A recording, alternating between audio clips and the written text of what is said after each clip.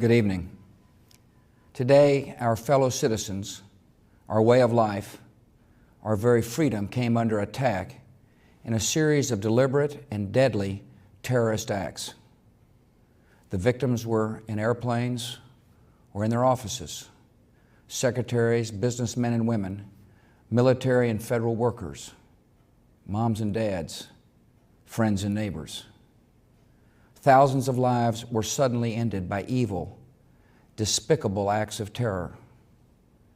The pictures of airplanes flying into buildings, fires burning, huge structures collapsing, have filled us with disbelief, terrible sadness, and a quiet, unyielding anger.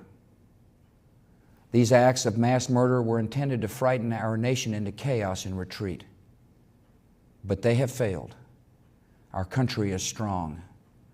A great people has been moved to defend a great nation. Terrorist attacks can shake the foundations of our biggest buildings, but they cannot touch the foundation of America.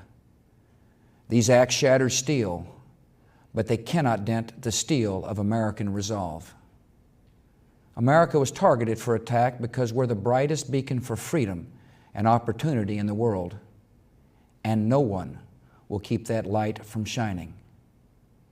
Today, our nation saw evil, the very worst of human nature, and we responded with the best of America, with the daring of our rescue workers, with the caring for strangers and neighbors who came to give blood and help in any way they could.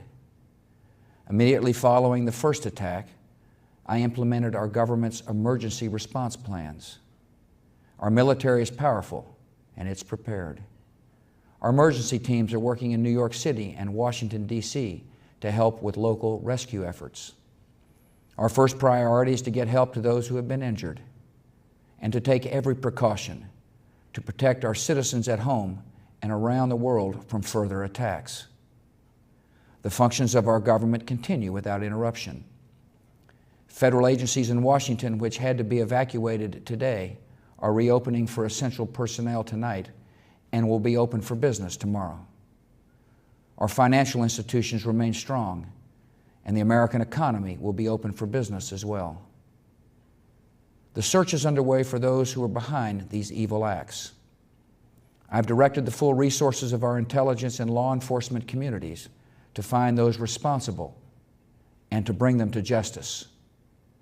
We will make no distinction between the terrorists who committed these acts and those who harbor them.